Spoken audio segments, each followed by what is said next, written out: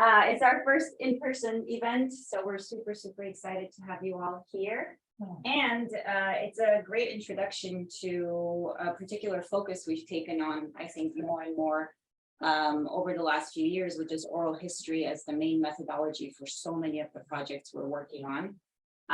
Hence the title of this event, Stewards of Trauma, Oral History and Its Implications. So first, we're going to have a Shoah panel talking about how oral histories are used as a tool and as a resource for some of their work they're getting to do, particularly in relation to genocide survivor testimonies. And then in the second panel, you're going to hear about some of the Institute projects, and you're going to get to go backstage and see how we plan, how we execute, how we readjust, because as any of you know who've worked on long-term research projects, it's never what you intend it to be. You're constantly readjusting, reframing, and so on. So we're super excited to have you all here. I'm going to pass it on to Manuk, who's going to moderate this first panel. We're going to have a lunch break in between, and then we hope you all stay for the second part to hear about the Institute projects. Manuk, take it away. Thanks for your patience. You may still need some. We'll see. So my name is Manuk Avedikyan, and I recently am now a member of the USC Institute of Armenian Studies. I'm currently an outreach and education manager for the Institute's oral history project called California History Through an Armenian Experience. Why I'm here is because I've worked with the Shoah Foundation for 7 years, and I've helped manage their different Armenian genocide archives. And the panel that you see here is my old team. Old meaning like about a month old. It's been about a month. Sure. So my dearest team, we're missing a few other members here. I'm chairing this panel. It's called Armenian Genocide Survivor Testimonies at the USC Shoah Foundation, which is kind of the first of its kind. We've never done one of these. And ultimately it's ultimately taken place because of the Oral History Association conference last week. Because of the conference, we had two people come in from Armenia. One person was unable to come due to the State Department, and we have a local, which is OSIC, like Moses, which I will introduce later on. For those unaware, the USC Shoah Foundation is home to one of the largest audiovisual archives. It's called the Visual History Archive. I think one of the largest in the world. I don't want to make a bold statement, but if anyone, it is the largest in the world. The archive has two the collections of Armenian genocide interviews. One is the Armenian Film Foundation's documentary film archive, and the second is the Richard Hovhannisyan Armenian Genocide Oral History archive, which is currently being digitized, preserved, and indexed, specifically by these panelists that you see, no longer myself, and everyone that will be speaking is almost over their jet lag, just so you can be a little bit more forgiving outside of the technical issues, but we have jet lag here too. One caveat I would like to mention is that this panel is not going to give a specific historical overview of the Armenian genocide. It's not going to give you what happened on the winter of 1915 until XYZ date. Instead, it's going to demonstrate how one can specialize or focus on different topics with the Shoah Foundation's oral histories of the Armenian genocide. It may be necessary to give a demonstration of the Visual History Archive or of the background of the Shoah Foundation, but we're not going to be doing that. All things considered, I'm sure a lot of you can use a demonstration, but there is a talk later this Friday that I'm going to be involved in at the UCLA Promise Armenian Institute. That if you would like to participate, where there's a Zoom link, you could just Google it. It's probably just a click or two away. But the point of this is to focus on specific issues and aspects, some source issues, some other issues, some are fringe narrative issues, which may pull the whole genocidal experience all in one. And that's the hope. So I'm going to start with our first panelist, which is Robert Sukiasyan. I want to ask you if you could pull up his PowerPoint, and then we could find a way to figure out some system. Not sure how, but we're gonna figure it out. We're gonna go in. So the order on what's been advertised is gonna be a little different. We're gonna go with Robert, Diana, Osik, and Arman. If you were hoping to catch one, I'm so sorry, but I just changed my mind. It's so it is what it is.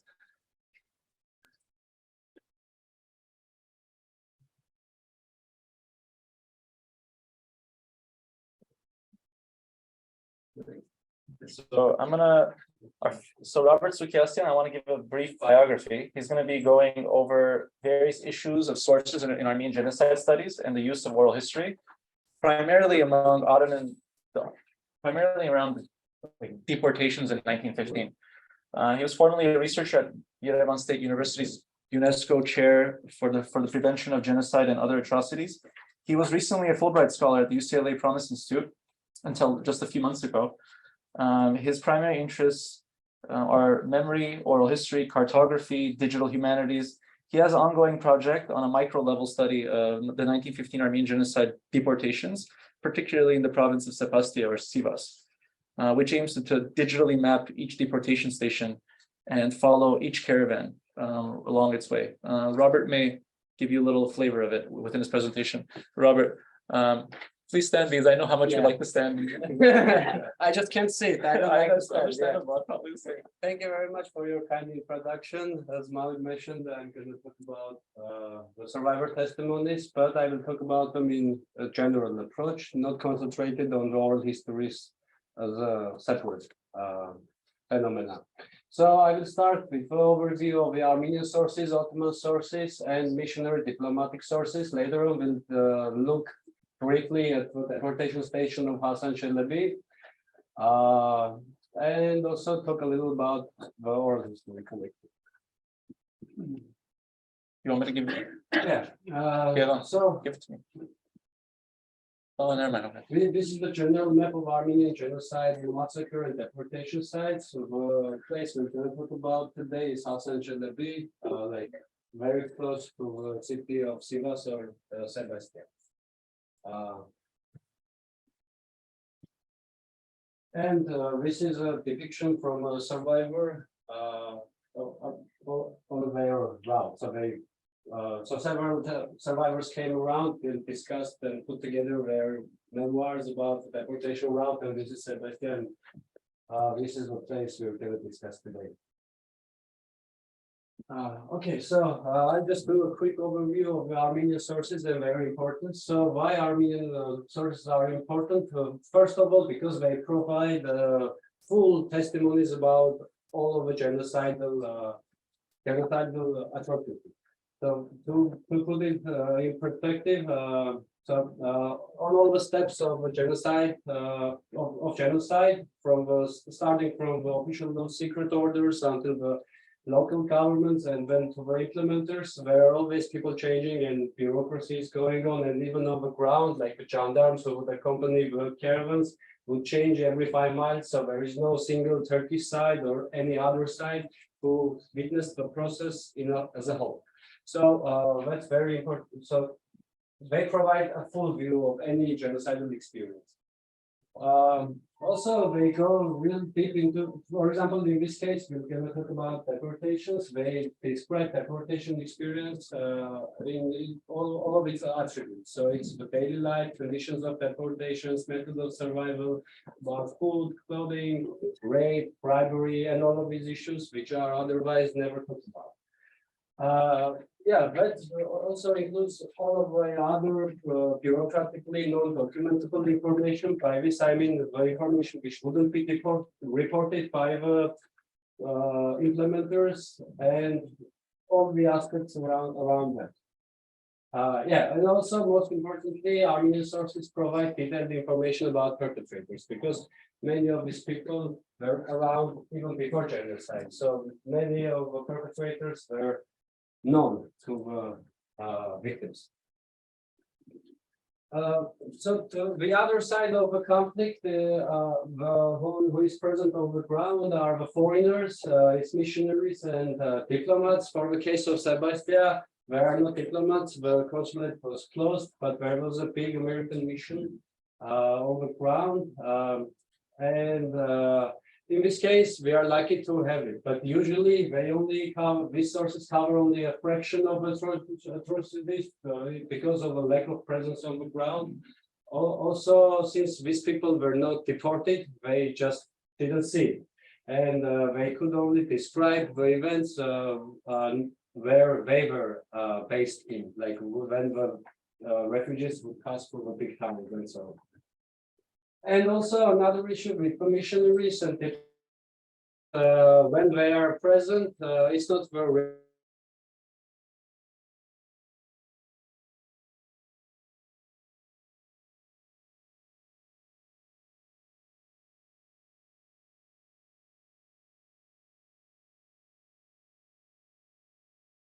of I should have put this before that one. So the last side who is present in the conflict are the official Ottoman side, and when it comes to the Ottoman sources, they provide important information on the decision-making process, but not the description of the events.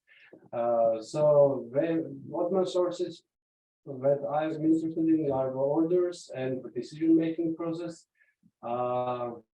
And they don't provide the information of perpetrators at all, or it's very partial.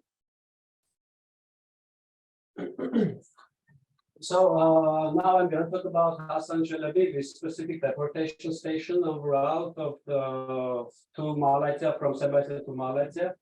And this was a deportation hub also used for provinces further north. So these caravans of people, refugees, would come down south eventually and combine together. And this was one of the main hubs where the deportees had to pass through. So it was on the main road between Sebastian and Malatya, and it was a place where people would be interned for a short period of time, and the men would be eliminated. So during my research, I found out that there were certain types of stations built on the route of deportation, each with the mission. So the first type is elimination of community leaders who escaped earlier draft to the army and imprisonment. So the first type level of filtration of cleansing was against this man, but this one is already so everybody who survived under this station, all male deportees, must have been killed. So starting from 8 to 80 years old, the older ones would be left to die on themselves, and the smaller ones would be left because for further stations there were some other things planned for them. So I will not go into much details about this because it will take the entire time, but basically it was an elimination center for men.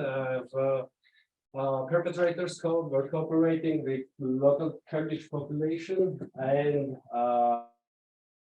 there was also a lot of looting. So as you can see, all levels of government were involved here. So it's the party, it's the secret organization, it's local bureaucrats, and also local police. So these caravans would be interned, the men would be eliminated and thrown out of the gorge, and it was so bad that people wouldn't die when they were thrown down, because it was a huge pile of dead bodies. That's how we know all of this information. Yes, by the way, all of this information I'm providing is provided by Armenian sources. Now I will also take a quick look at some of foreign data, because we're lucky to have this. In other areas, we don't even have it. So Mary Greffin was a missionary, American missionary Protestant who was based in Sivas, and she asked the governor to join the caravans of the deportees in order to take care of them, and they organized like they bought cards. So she did everything she could, and also she passed through here and wrote. So she wrote this letter of what she witnessed to the head of a mission, and it was published 2 months later in Missionary Herald. So I think it's a pretty impressive thing. But when you read her memoir, she says that she is not completely sure what happened to the men, so she just sees a partial thing. So she says she sees the imprisonment of men, but she doesn't see how they were killed. And when she talks with the villagers, and she provides this very not certain overview of the event. So, and we're still likely to have something from foreigners. But she explains the overall mood and overall like other crimes, but no detailed description. And again, we're also very lucky to have an Ottoman case on this. So there was this courts martial of Malatya, where Turkish officer Captain Fazil Bey in 1917, if I'm not mistaken, provided later. So he provided a list of perpetrators, but so it is confirmed with Armenian sources. But here we have just very partial list of perpetrators, maybe 2 or 3, and their crimes are also not described very thoroughly. But yeah, so this is just to showcase that even if we have some data from other sources, it's not sufficient, and it's using Armenian sources doesn't have any alternative when it comes to description of events on the ground. It can be deportation, life in harems, life in orphanages. Armand will talk about it in a bit, and life in Ottoman army. So yeah. When it comes to Armenian sources, we have it's a huge ocean of information, and it's barely touched. So there is a lot to study and a lot to do. So we have archival materials right from after the events collected by Antonian and others. We have the Armenian press, which is very rich with Armenian testimonies. Also, we have some memoirs which which also could be considered as the first study of Armenian genocide in Sivas, and like really influential too. And also the Sucha Maidans prepared by compatriotic unions of different areas. And there are many more, but because the time is not much, I can go on full description. And this is a snapshot from my ongoing project where I try to trace these 2 caravans and people and what happened when and what, like the exact dates and places. And for example, these 2 men were part of a 10th caravan of which left Sivas, and so they were killed on this spot. So this man was a money changer, and this man was just a graduate of Armenian school. So yeah, these are some of the victims of this station, and these are some of the survivors who passed through this area and survived, and now can share their experiences. So George Partridge is the nephew of Mary Graffin, the lady I showed earlier, and his testimony has the same quality as Mary's. So it's kind of partial and doesn't have the details from within the station. But all of these other people passed through. But like with any other source, when you work with oral histories, you have to be very critical, and because these people might swap the names and things like this. But these stations' activities were so certain that by the description of the event, you can actually locate the area. That's it. Thank you.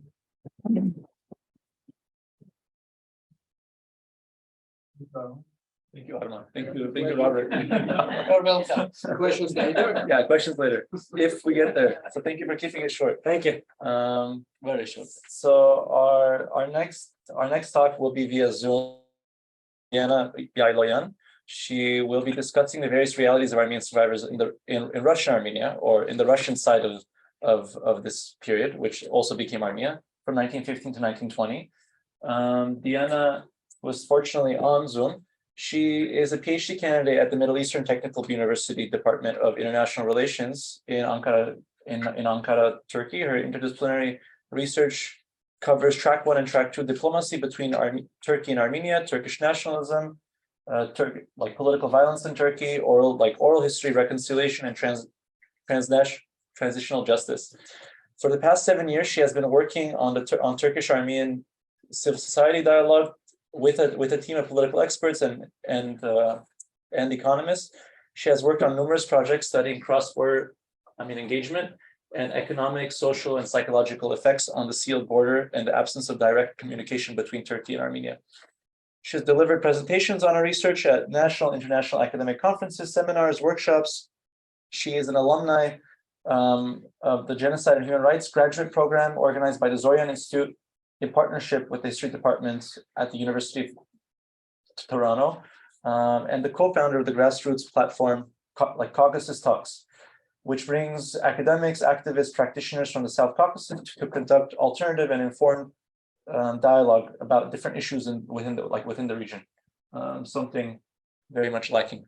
And I will let Diana. There she is. Diana, please. Can you hear me well? Yes.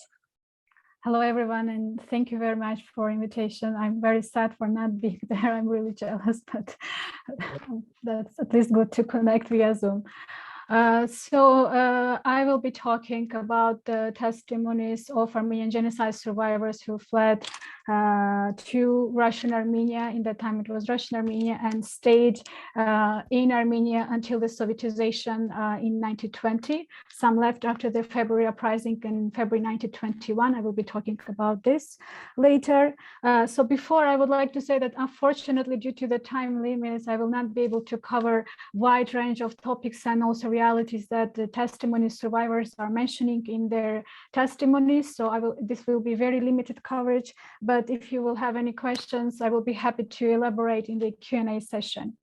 So before moving to the testimonies, just quickly on the map. So as you see, the red line is the international border between the Ottoman and Russian empires before the outbreak of the World War I, and the yellow area is the area that has been fallen under the Russian armed forces occupation during the Caucasus campaign, which was going successful for Russians.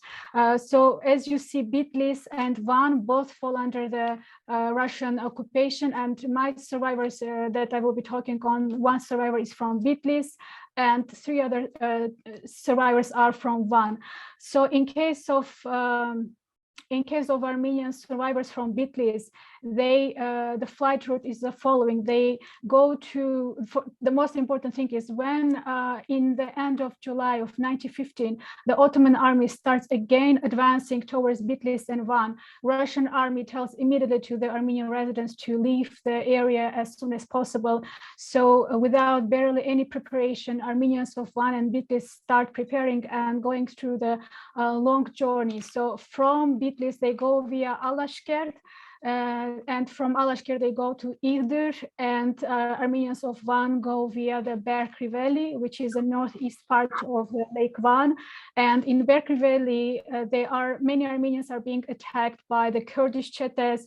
So for Armenians in Van, not everyone is able to make it to Armenia, and Armenians of Van also go to Iğdır. So Iğdır is very important because it is the first village on the Ottoman-Russian front line, and Iğdır is this refugee hub where all the Armenian survivors are coming, mobilizing, staying there until they are being disseminated from Iğdır to Echmiadzin, Alexandropol, Yerevan, Ashtarak, and Sevan. So what happens is when Armenian survivors arrive in Iğdır, Russian Armenians are welcoming them.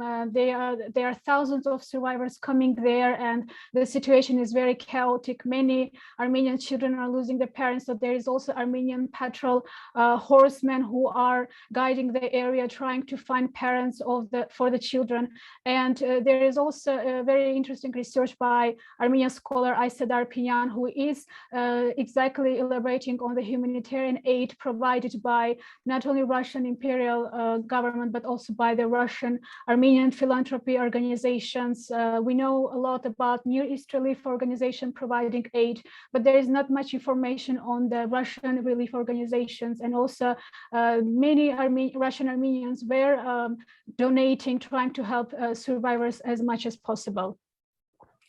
So the first survivor is Papkin Terhorenyan, who provides fantastic details on not only the situation in Armenia during and after the self-defense of Van, but also Papkin is an Armenian resistance fighter who later joins the Armenian army in Armenia to fight the Ottoman armed forces who are taking advantage of the situation in Transcaucasia with the Bolshevik Revolution in October 1917, the situation rapidly changing on the Caucasus front. Russian armed forces start retreating, and together with the new retreat, many Armenian survivors who actually return back to Van in 1916 because Russian army is again taking control back. So we constantly know that there is this back and forth movement of Russians in Western Armenia. Together with them, Armenian refugees constantly try to return, going back to Van, to Bitlis, and then coming back again to Armenia. So Papkin provides really very interesting details on the military campaign during the First Republic of Armenia when he was working as a volunteer. Also very interesting details on the relations between the soldiers under the leadership of Andronik Ozanyan, Drastamat Kanayan, also Movses Silikyan, and other Armenian officers. So during the First Republic of Armenia, many Armenian survivors from Van are joining the armed forces to fight the Ottoman armed forces when they are starting incursion into the area, taking advantage of the chaos in Russian Empire and the civil war that starts between the Red and White armies. And I would like to play just 3 minutes from survivor Kurkan's testimony, and I will also provide a quick translation in English for the non-Armenian speakers.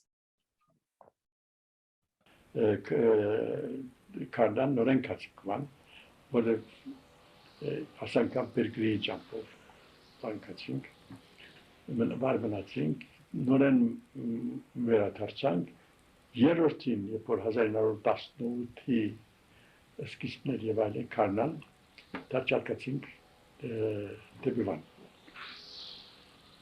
Եվ դժբախտաբար Kides Bolşevikyan հեղափոխություն զակաց էր ռուս բանակը այլևս ճակատեն կարգախոս կալ թեպի դուն եւ բոլշևիկները Ռուսաստանի մեջ այլևս ռոպագանդ կնեին հողեր կբաժնեին եւ այլն ամեն մարդ կաճաբար էր Ռուսաստան հասնելու համար հողերու տիրաներու ինչ որ կուրատներու սեփականությունը կանեին եւ Գորխոզներ, մորխոզներ սկսած էին կազմակերպել, հողը բաժնել քյուղացիության եւ այս հայտարարություններ էին, բանակը սկսավ ճակատը բարբել եւ թեպի դուն։ Մենք ելանք իրենց հետ։ Նորեն կապեցինք եկանք Երևան բավականատեն մնացինք Իգտիր քաղաք, բայց արդեն թրկական բանակը Մասիսի բարձուկներեն սկսած էին վարիչնալ, հայրս Վանեցի լալուն համար կպատկաներ Վանսկի պոլք, կոչվեր ուսել են պոլք կունդուսել է, ուրեմն Վանսկի պոլքի որպես կամավոր եկած էր և Վանսկի պոլքի մեջներ։ Ուրեմն թուրքերու թեմ թիվատություն եղավ, թուրքեր որ վարկիշտային արադի պեշեր են, Վանսկի պոլկը թիմատրեց այդ շապատ և Վանսկի պոլկեն մերան մոտարաբես 73 հոգի։ Ինչու գեիշեմ այս թիվը, որովհետև մեր զորքերը որ կբայկարեն թուրքերու թեմ, անոնք որոնք կզոհվեին մեռել կդառնային եւ այլն կբերեին հայկական եկեղեցի բակի մեջ ցույց տվին 73 հոգի մեռած։ So in this short except from the testimony, Kurkan is saying how he is emphasizing the important role that Armenian survivors from Van played in stopping the advancement of the Ottoman armed forces when they started incursion into the territory of the in that time it was Transcaucasian Federative Democratic Republic, and he also talks about the situation on the Caucasus front after the Bolshevik Revolution. Another survivor is Vartanush Galban, who is from Bitlis. Vartanush provides very interesting details on the rural life in Armenia and the adaptation process for Armenian genocide survivors in rural areas in Sevan, in Dilijan, and in Alexandropol. She constantly changes her location because of the terrible humanitarian crisis that was happening in that time in Armenia. Although already by 1916 summer, there were 300,000 Armenian refugees in Transcaucasia. There were many thousands of Armenians, they die of starvation and also of diseases, mostly typhoid and cholera. And Vartanush, she provides very important also information on the work of the Near East Relief in rural areas such as Sevan, Ashtarak, Dilijan. And in case of Vartanush also, there is a largely missing information on the social history of the First Republic of Armenia. So from the bottom-up perspective, these testimonies are contributing and bringing important contribution to this gap, and especially in testimony Vartanush, she, for example, provides interesting information on the difficulties for Armenian single mothers trying to adapt and all the difficulties of orphans who had no parents in adapting, and also important information on the relationship between the Armenian survivors and local Russian Armenians, and also differences in rural life that Ottoman Armenians had in comparison with Russian Armenians. And as you see, these are photos from Alexandropol, and all the survivors, all three survivors, they speak lengthily about the Near East Relief Organization. They're emphasizing the critical role that they played in providing help to the orphans. Many, although they had parents, like in case of Vartanush, her brother was still placed in the orphanage because of the humanitarian crisis and the lack of the food they had. And also Vartanush recalls how many refugees died because of the cold winter in Armenia in winter of 1918 to 1919. So not all the refugees could survive even the spring of 1919. And also Vartanush, as well as other survivors, providing also very interesting and important information on the early years of Sovietization in Armenia.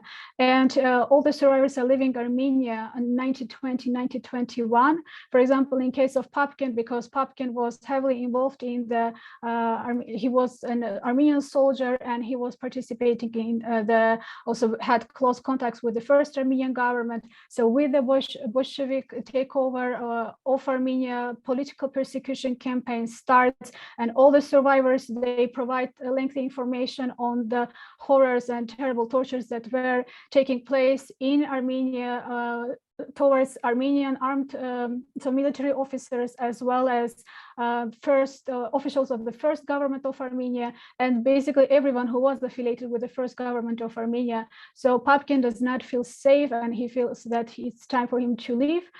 He lives in 1920 with the help of his brother to the United States. The same way Vartanush is leaving also Armenia in 1921 after the February uprising, when for a short time the Dashnaksyun party is taking control back from Bolsheviks, and Vartanush is giving also very interesting information on the civil war that was taking place in the First Republic of Armenia, already actually Soviet Armenia, and she's recalling how the rural population was trying to stay neutral, not to get involved in the military action, but basically population was supporting in their hearts the Dashnaksyun party, and she's recalling how even the Armenian soldiers who were given the weapons and were forced to fight against the Dashnaksyun, even those soldiers were doing this under the fear, but not really wanting to harm other soldiers who were affiliated with the Dashnaksyun. And just in the end, again, to say that there are so many interesting testimonies that provide, for example, very interesting details on the fall of the Kars castle. And there is one testimony particularly of an Armenian genocide survivor who worked in the Kars fortress, and she was responsible for the correspondence, and she gives very detailed information on the new refugee crisis that takes place after the Turkish national forces take over Kars. There are other testimonies also regarding the Transcaucasian Republic period, regarding the more details on the socioeconomic situation, humanitarian situation in the First Republic of Armenia. And for everyone who wants to study the history of everyday life, especially from the perspective of the survivors, the testimonies provide a very good opportunity to do so. And also importantly that while working with the testimonies, you see that the survivors have several stories of survival, and there is also so much resilience and resistance. So you cannot just reduce the survivors to the category of the victimhood, but we see the constant struggle and the resilience by the survivors. Both it can be military form of resistance, but also, as in case of Vartanush, it can be also form of cultural resilience. And basically, this is a very valuable way to look at the resilience and within context of genocide and post-genocidal life. Thank you very much.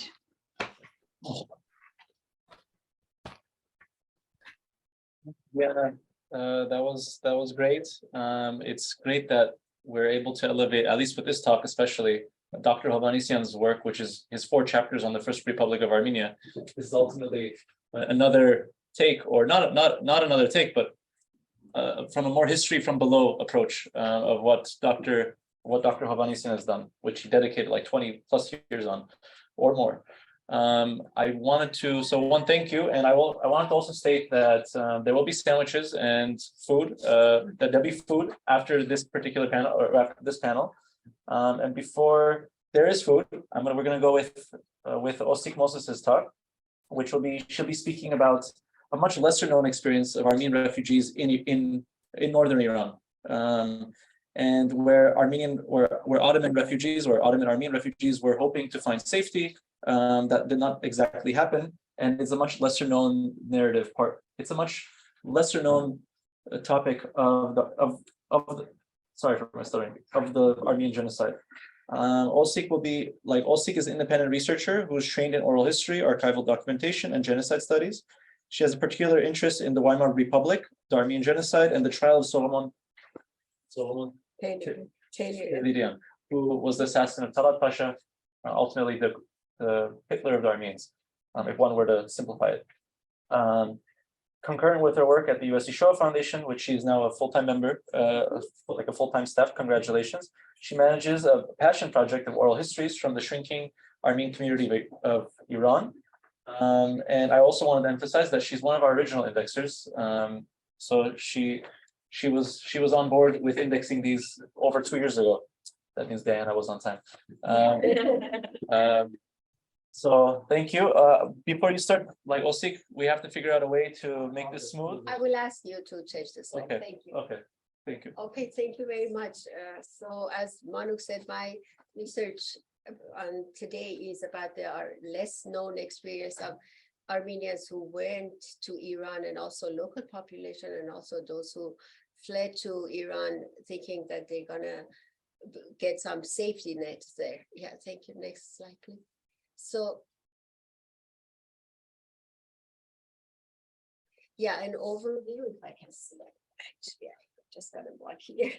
Right. So it's the Armenian, Iran and Armenian genocide, and as my co-panelists also said, the importance of oral history when we come across subjects that have not been studied well or not known to many people. Actually, I myself learned about this when I was listening to this oral interviews, and I was surprised. I'm from Iran, I grew up there, but I never knew that such thing happened in Iran. So for many reasons,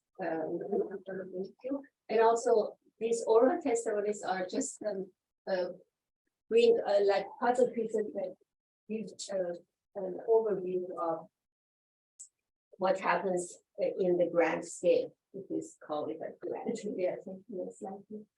So these are the Armenian population in Iran. So these are mostly settled by Shabas more than 500 or 600 years ago.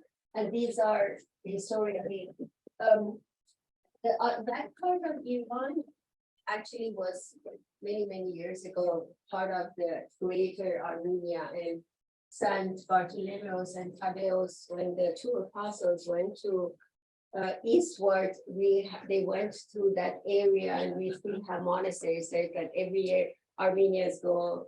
Actually, Saint Thaddeus monastery is in Iran, but Bartholomeus is in Turkey now. Next slide, please.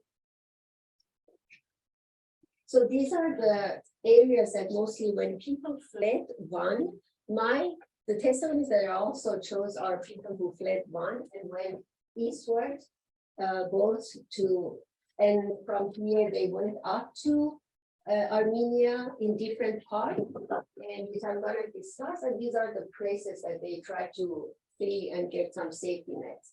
Next slide.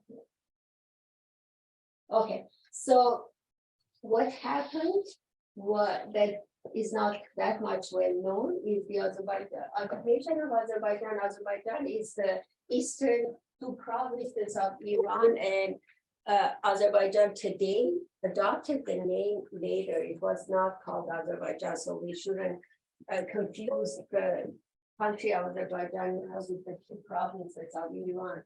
So they occupied between December and May 1914 to 15, and also again, second time when the Russian dropped out the war in 1918. And yeah. So even before the war started, because Iran was at that time very weak country, and it was the strategic battleground for three empires, Russian Empire from north, Ottoman Empire from the west, and also the British interest in the east. So they Anglo-Russian Convention of 1917 divided, as the map shows, into two parts, actually three. And this was for the British part, upper was the Russian, and then the buffer state, buffer region. It was before oil was discovered, and oil was an importance for the British Navy. So after the war and during the war, you see the increased activities there. Right, the oil is discovered. British try to get to secure this oil-rich region here.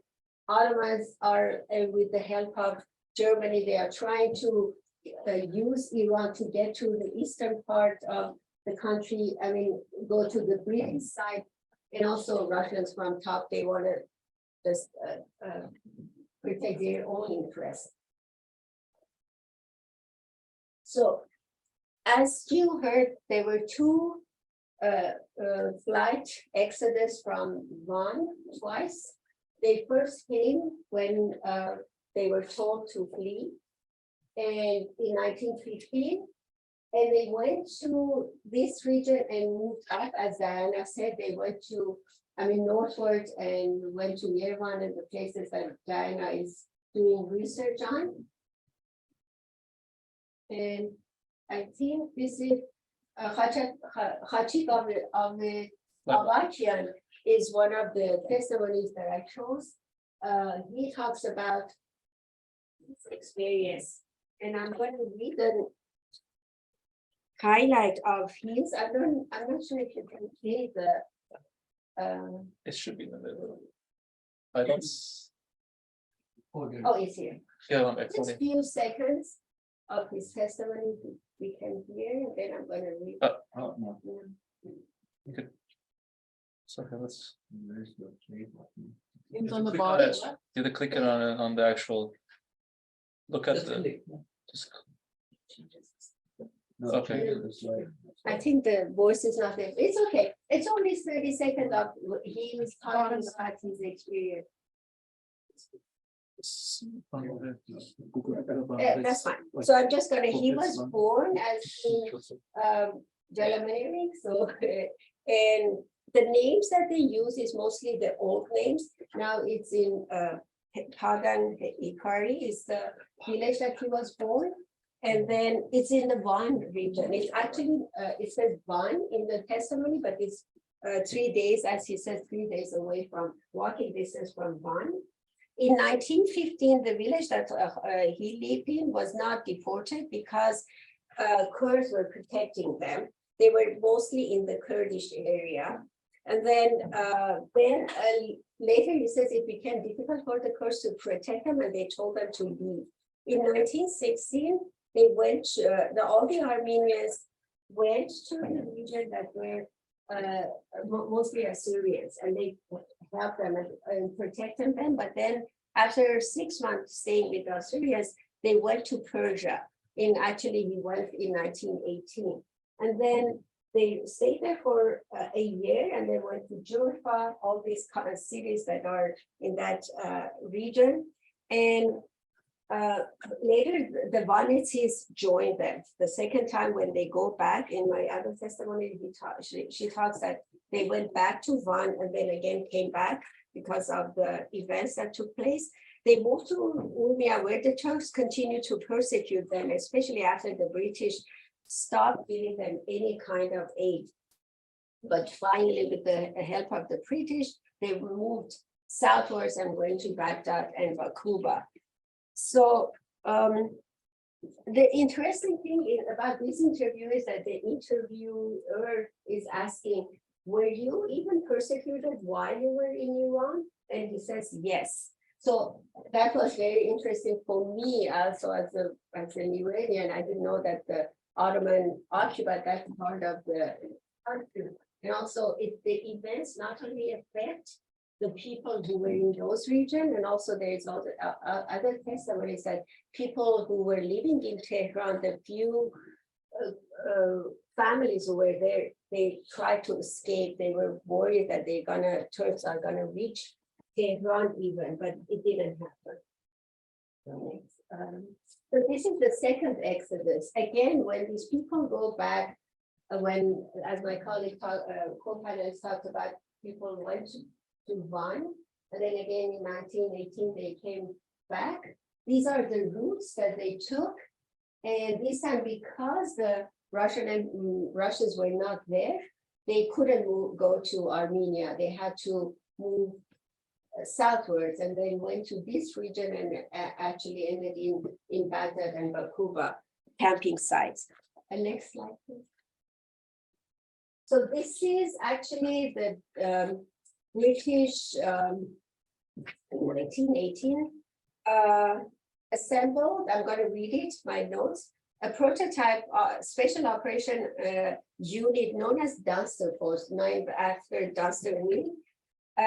These hand-picked teams of soldiers undertook a daring secret mission to northern Persia. They started from Baghdad and they tried to move northwards and go from here. And they had several missions. So they wanted to reach Baku and secure the oil fields there, and also recruit the local population to fight for their cause, for the Allies' cause, and not join the Germans. Germans have similar secret missions too, but these the Russian army who was there, or British army who was there, and British soldiers who were just in here helped these refugees who were moving, trying to flee the Ottomans to go to Baghdad, and actually that was a real help for them. So Asif is another interview narrator that I took. I chose, and her experience is the same, similar, and she was born in Van. And these are the events in her life. And it says, this is Hachika. Asni was born in Van. And again, she says that in 1915, people of Van were getting ready to resist the Turkish army. After fighting for 31 days, they were told to leave as the Russians were moving out. They took the most local population, fled with them.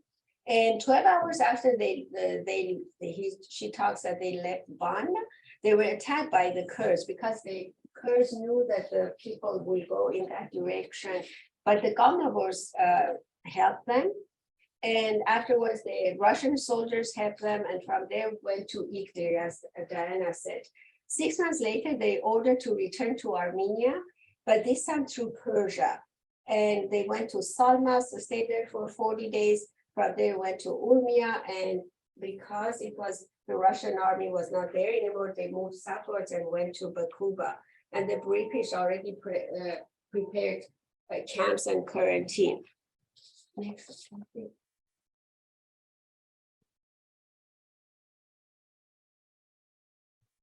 Yeah, and Gurgen, and I know that Gurgen is a favorite of ours because his experience was very rich. He was beaten by Rubina Peruvian. So Gurgen was very young during the first exodus, and he doesn't remember how they get there, but he remembers that they reached Joffa and then Idlib. As I said again, Diana said, in the same year, in 1915, they returned to their village near Van. So, and they found all the houses were plundered. And after a while, during the second time that they leave, they go to, again, he talks about how Kurds were expecting them and killed some of them. And, but they moved to, they went to Diliman when Anganik had already captured the village, the town, and then from there to Urmia. And with the protection of Levon Pasha, they went to Iraq. I mean, now it's called Iraq, but at that time, Baghdad and again, Bakuba. He was in an orphanage in Bakuba, and after a while, the orphanage was transferred to Nahumar, again, another orphanage. And after a while, they, the president of Egypt, Torgom Ukchian, he arranged for them to, all these orphanage to be transported to Jerusalem, which is the topic of my co-parents Armenian. Yeah. Oh, okay, so I'm not sure if I think this is the fact, right? Oh, these are the refugees and all the refugees in Bakuba. And there's one thing that I was, I don't know if I can say struggling with, but I thought that this is an opportunity because I couldn't find much sources. I couldn't find pictures about these refugees in Iran. I couldn't find resources. And I said, okay, this is a great opportunity for those people who want to do research and look for those, do more thorough research and in the hope of finding more information. So if there is anyone who wants to pick up this topic, there is an understudied and unstudied topic here. That the Armenian refugees in Iraq during World War. Thank you. Thank you. Arman Kachlaryan is going to present on a lesser known but widespread phenomenon of the Armenian genocide, which is like orphans. And he's going to be looking at their role in the post-genocidal Armenian reality.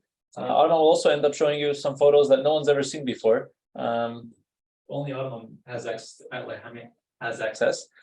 For a brief biography, Arman Kachlaryan is a PhD candidate in interdisciplinary studies at Ben Gurion University in Negev, Israel. He holds a BA and a MA in cultural studies from Yerevan State University and an MA in Israel studies from Ben Gurion University. He's a researcher currently at the Institute of Archaeology and Ethnography of the National Academy of Sciences in Armenia, and is working on his dissertation. He's almost done. And his dissertation focused on the activities of the Armenian Patriarchate of Jerusalem from 1909 to 1948. His research interests include Israel studies, Armenian studies, genocide studies, and diaspora studies, nationalism, ethnicity, and religious studies. So Arman, please either sit or stand and just get ready. There's also food after. My presentation involved methodology, and I'll try to show how we can gain something from the oral testimonies in order to enhancing the sources that are our disposal for visual archives or written archives. And also I'll try to show you in a case from the perspective of the Armenian orphanages of Jerusalem, and we'll try to understand how can oral history help any researcher to deal with the research questions that he is or she is dealing with.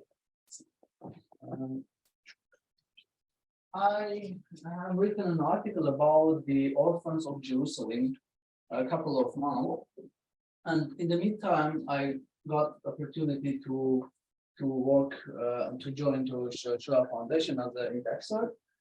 Before that, I used only written and visual archives. So these archives you can see on the screen. There are a couple of archives from Armenia, from Israel, from many other places, even from the US, Harvard Institute. And actually, I draw my picture about the Jerusalem orphans. It looks very like. I mean, I didn't skip any information about these orphans, but then I understood that when I joined the Shoah Foundation and I come across with some oral testimonies, I understand that, oh, I missed something. And actually, the two research questions that I try to get more, to learn more, are two questions. And actually, there are many questions that I deal with, but I separated only two research questions. So first of all, I tried to really understand why did the Armenian Patriarchate agree to transfer several hundred orphans who survived the genocide to Jerusalem and establish orphanages under its direct control. And the second one, how can one listen to the voice of the orphans, their personal experiences, the things from the orphans' perspectives, and what is the difference between written and oral archive sources in making orphans' voice heard? So then, before coming to these questions, I'll try to briefly give some introduction about these orphanages. First of all, as Osik told, in that time, the British authorities occupied all Iraq, and they established some Armenian refugees camp. But after the war, in early 1921, the British authorities decided to disband the refugee camp because it cost money. Then, at the same time, they decided, okay, they dealt with the question where they can transfer these orphans. At the same time, executive board decided that, okay, they can suggest to the British government to transfer these orphans to Jerusalem. At the same time, AGBU and the NER, nearest relief, started to negotiate in order who have to cover the expenses of these two orphanages. And they come to the point that, okay, we will cover jointly like 50-50.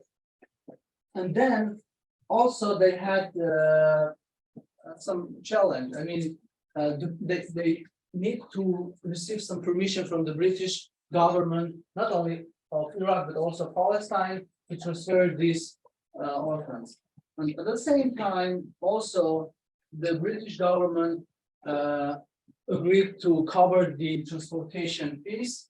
And as you can see, this operation became reality because of the all sides involved in this process. I mean, not only the Armenian Patriarchate of Jerusalem, but also the British governments of Palestine and Iraq, and also these two big philanthropic organizations, AGBU and the NER.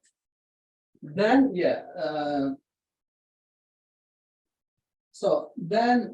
they transfer these orphanages from the southern part of Iraq by sea to Kantara, and from Kantara to Jerusalem. And on 1922, the 816 orphans arrived in Jerusalem, and the newly established orphanages they called Arakan for boys and Vasporakan for girls. And also because of the lack of space, the Patriarchate rent one of the Greek monasteries of Holy Cross in July 1922, which is the western part of Jerusalem. It's a big monastery, and here you can see some pictures of these orphanages. This is the day after before orphans, Papa group was sent to Ethiopia. It's a different story. I don't want to go deep in this story. Here also you can see some part of the orphans with their teachers. This is Vasporakan orphans with their teachers. Maybe this is another picture, which is And come to this picture. Okay, this is these photos kept in the Armenian Patriarchate's archive, and here you can see from iceberg's view, photo, and in the background, you can see the Armenian Patriarchate of Jerusalem. And here is in Armenian letters, it's written AGBU, invisible guests. And all these letters are orphans. So, what can tell this story to us? What's about how we can deal with these photos? And also, one of the questions that I dealt is that whether these orphans are guests for the patriarchate, or there's some different approaches from the Armenian perspective. And the story is that at that time, the missionaries created some day, and they call this Golden Sunday day. And at this day, they asked to American families to donate their meal, the cost of the meal to Armenian orphans. I mean, to have very simple dinner, and the other part of money donate to the Armenian orphans. And Bar Pasha adapted to this idea, and they called also, they created these missionary organizations, give some name to that donation. And in 1925, the donation here they call invisible guest, meaning that the orphan who is sitting across the table is the one that you can see because he's invisible, but he's still a guest and you can donate some money. Bar adopted this ideology, and he made a call in many newspapers, and he said, okay, for foreigners, our orphans could be invisible guests, but for us, they are not guests, but they are beloved children. They are children. And in this perspective, I thought that maybe Bar make some simulation, and because he's Armenian, he tried to show that, okay, our orphans kind of our children. And many times I dealt with this information, how I can understand is the reality or not. And oral testimonies helped me at this moment. But I would like to play this video. How can do that? It's kind of tricky. Here you can see the testimony of Yelishe Stepanyan, who talked about this moment when they come to Jerusalem and when the patriarch met them.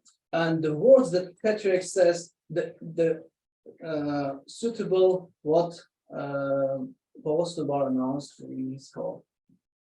And also you can read the English translated one. This is on Google Docs. I'm having it. Okay, not the back on screenshot. Sorry. I don't know how to do it. Screenshot. Okay. Let's read. Yelishe Stepanyan taught the patriarch of Jerusalem was Yelishe Durian at that time, and when we reached, we reached, he meant orphans, the door of the monastery, the patriarch Durian opened the iron door with his own hand and said, "Come, my children, you are either my brothers or my sister's children or their grandchildren." We gathered in a large countryside beside the monastery, and all neighborhood residents, Jerusalem Armenians, without exception, they all came out and began to cry, seeing us and imagining what we went through. The Yelishe Durian, then Yelishe Durian, the patriarch, took the Bible and read it over us, and after which all of us, without exception, kissed the Bible and were led to our bedrooms. So we can see that, yeah, they met these children as their own children, and not only the patriarch of Jerusalem, of Jerusalem, the Yelishe Durian, but also the whole Armenian community. They come across, they come out and they met these children, all they cry. And here we can see that, yeah, the orphans were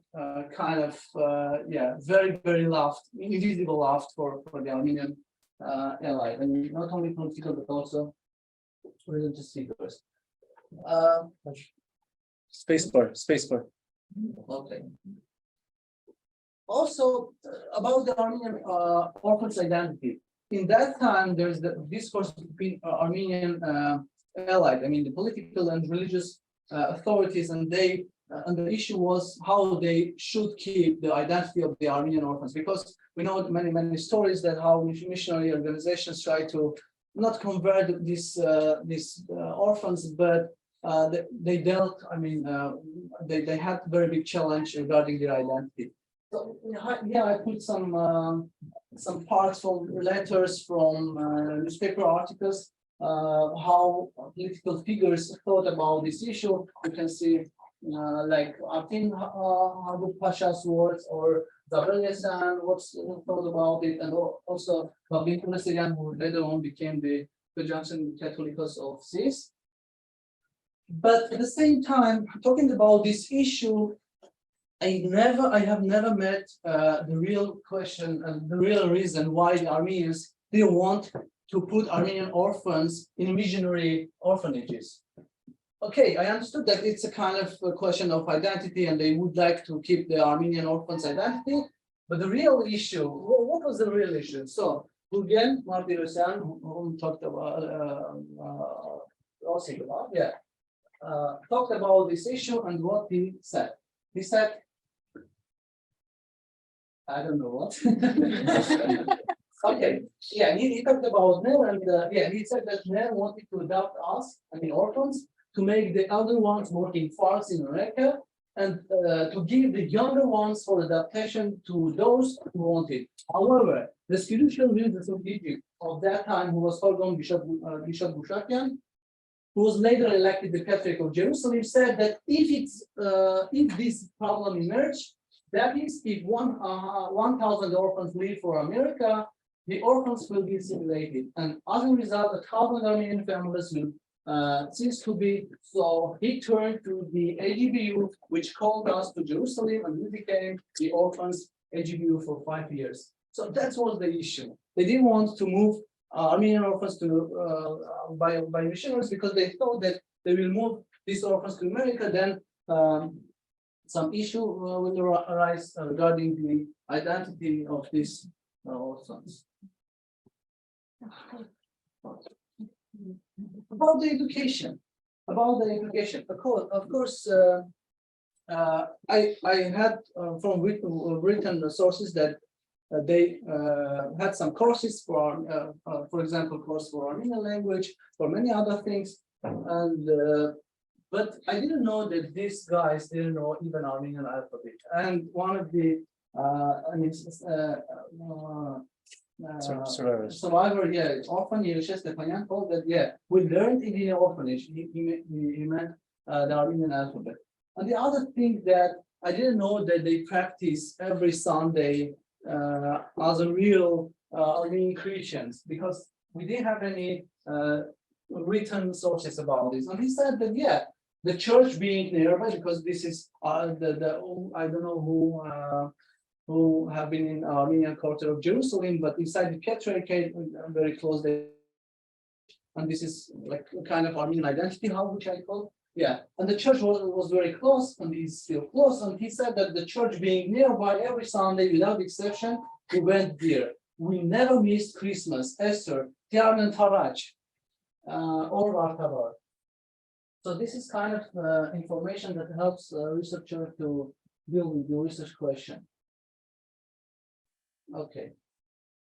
About the teachers. Okay, I learned from the papers the Armenian orphanage gives some nationalistic education to orphans, but I didn't know that orphans themselves want to receive this national education. And one time, one of the survivors was the orphans told that I should say that the teachers of our orphanage were very good. They were people with national ideas. They had a good behavior. It was only our principal that was not good at first. But the boys' orphans complained against him, and who was an Armenian Catholic. You the time remember Napoleon in his courses, and one day one of our boys said, enough to remember Napoleon. Aren't there any Armenian generals? We have Sekou, Sambat, Kelly, that's about them. And later on, this principle was kicked out from the orphanage. Yeah. 2 minutes. Sorry.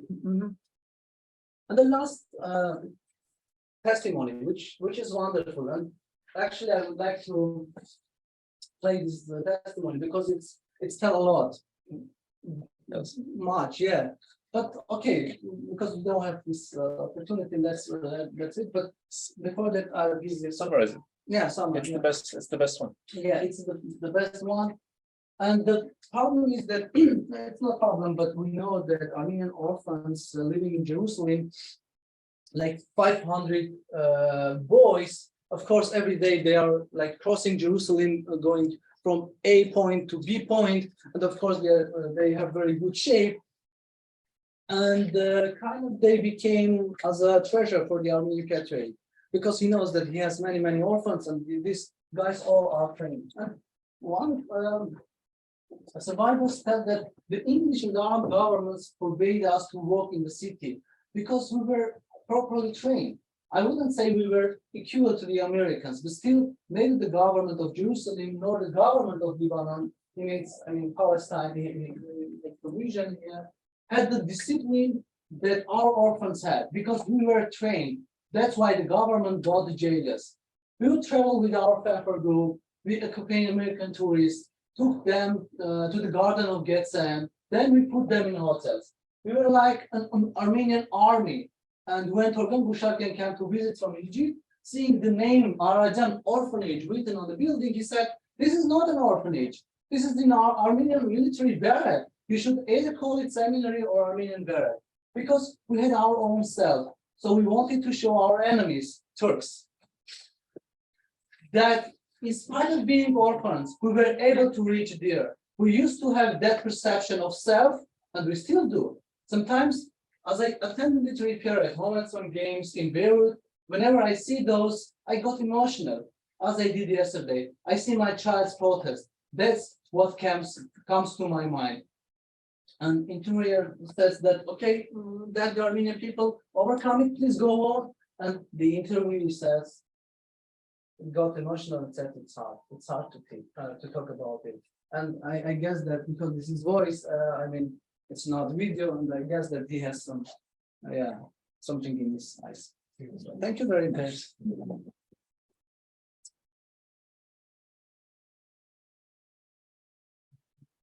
There were some nice photos of those fanfare groups. I didn't know what a fanfare group was until recently, actually. This is the fanfare groups, and also trained guys. Basically, if you're an American at the train station, you have a bunch of Armenians just ready to be hospitable and play music for you and take you to the hotels. Kind of a really interesting dynamic. But thank you. I wanna, before we go into lunch, I think we have just time for a question or two. I'm really thank you for keeping everything in time, despite all our technical difficulties. But is there any questions? Director? Thank you. Yeah.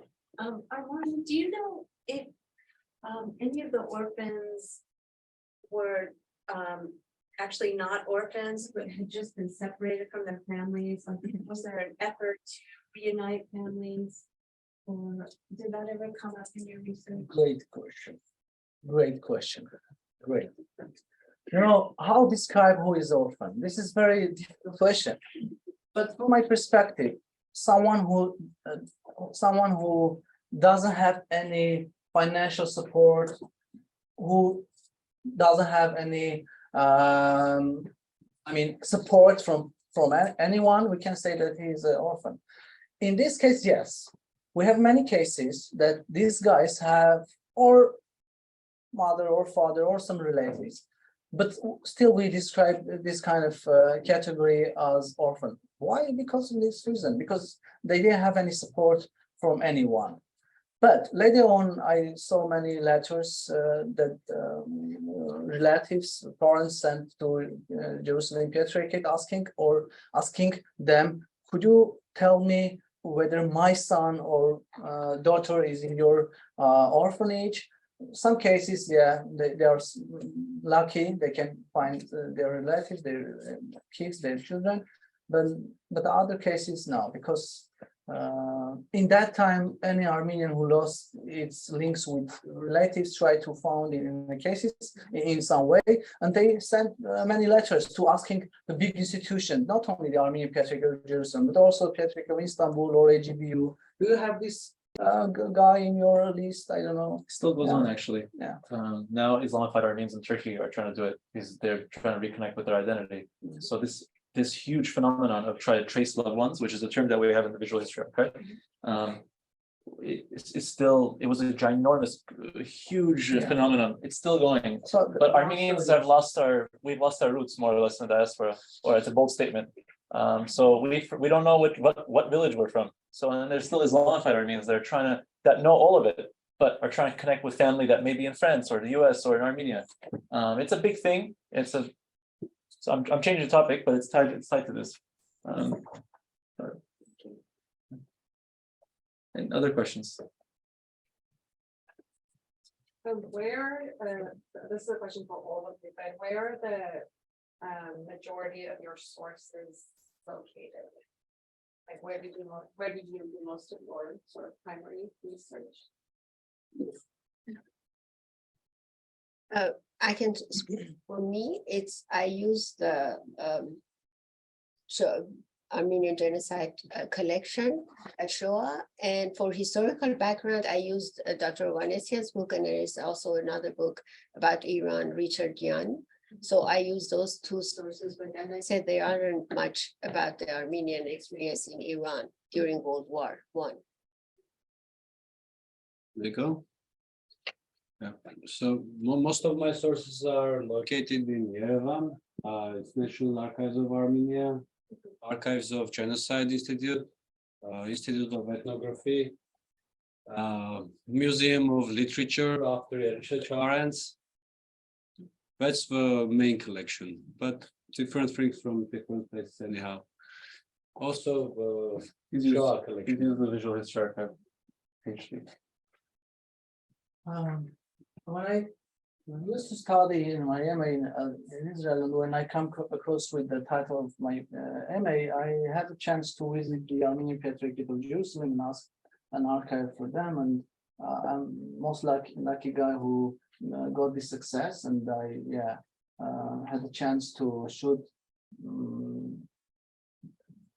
200,000 pages from this archive. This is the major part of my sources. Then I had a chance to got some sources from Matenadaran archives, from National Archive of Armenia, then Israel Archives, National Archives, and Archive, Zionist Archive. And also I had been in one archive that I don't want to talk about because it's some ongoing process, and there's some very and then also this is a very sensitive issue. Then Hoover Archive, and also Visual Archive, Richard Tolvanesian collection, and also the secondary sources, which could be like memoirs, kind of books that were written by scholars, and also media, because newspapers or journals give a lot of information about this period. I'm not sure if Diana is still on the Zoom, but she also provided me with a literature review. I told her not to add it for the sake of time, but she also has an abundance of sources that she's used, and this is an increasingly topic of interest for her. I'm not sure if she's on anymore, but we'll just go to the next question. Sorry, Diana. Oh, there you are. She is here. Oh, I thought I didn't see you. All right, initially. Thank you, Manuk. Just wanted to add also that I've been also reading the memoirs of the first Armenian government officials, known as Kajaznuni, Simon Vratian, Alexander Khatisyan, which provide very important details on the negotiations between the first government of Armenia and the Ottoman Empire. And of course, the Richard Tolvanesian's Shoah Foundation collection and many periodicals, many Armenian periodicals also provide important details. Merci. This is a kind of a more general question, talking about sources and talking about oral history. Where do oral sources fit into the framework of valid sources? I feel like for so long, written material has been privileged. And then you have these oral testimonies, which are collected decades after events, and memory is fickle and ever changing. How do you deal with that in your individual works? And I think as a field, whatever field you're in, genocide studies, visual history, and so on, where is the pendulum now? Because it swings all the time. Where are we at this moment? Thank you. Great question. Thank you. You know, any source has its own subjectivity. It's clear for any researcher.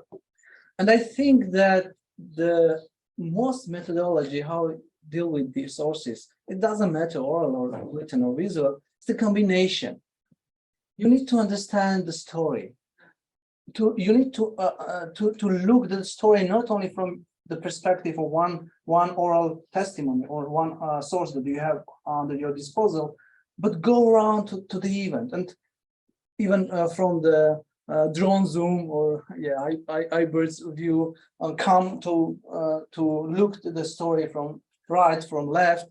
And in this case, I can tell that I can't make any differentiation between the testimony, I mean, all sources. For example, I'll give you a very good example. I read that these orphans were they had very good food. For example, they received some rice, meat, I don't know, chicken, but I didn't know about the quality. And I thought, okay, it sounds good that they had many food, but are they were tasty? And one of the orphans told about this food, and he said, in the middle of the desert, we didn't have any food, but when we come to Jerusalem, we had so tasty, so delicious food. And I understood, yeah, the food was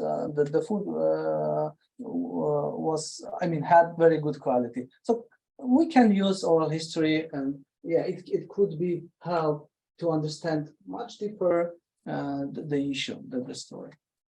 I could add one, I apologize really quickly. In some cases, oral history might be an entirely its own, it might be the only group of interviews that you could use. There's a case of Dersim, it's in central Turkey. Many Armenians fled through it to go to Russian occupied, like Erzinga or Erzincan. Sources almost describe nothing of detail, but it's only through Armenian memoirs or Armenian oral histories that, oh, so they took this route to this Agha's house, this Agha, meaning a landlord, and you get much more nuance. But otherwise, the whatever we have in scholarship or in written sources, completely, you have nothing.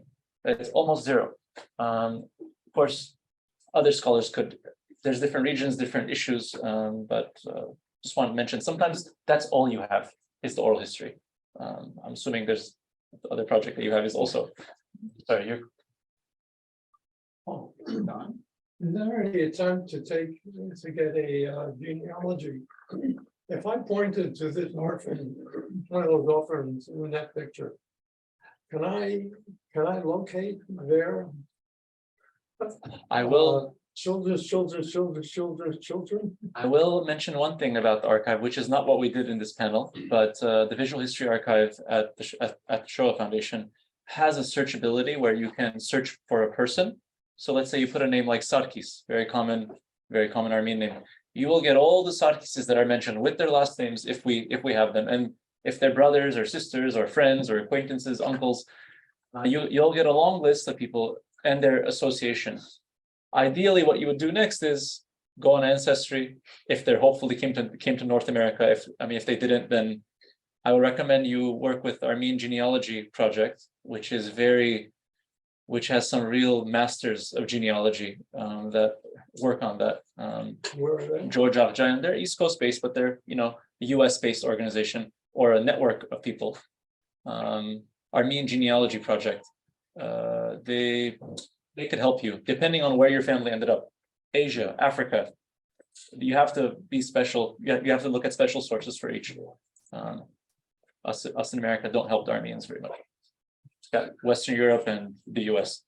That's all you got. Should we? Yeah, I think we can just before we start lunch, and you guys can continue the conversation during that time as well. For those of you who are leaving, I just want to say that if you'd like to learn more about the Institute's other oral history projects, on November 14th, we'll be having an open house here to sort of showcase two of our prominent oral history projects. One is called Understanding Independence, and that is focused on oral histories with people who were directly or indirectly involved with Armenia's independence from the Soviet Union. That's a project that's ongoing mostly in Armenia. And the other one is called Displaced Persons, and those are oral histories with people, Armenian communities that were displaced during and after World War II. So that'll be an all-day open house right here on November 14th, and stay tuned for more information on that. And lunch is served. Thank you to our panelists.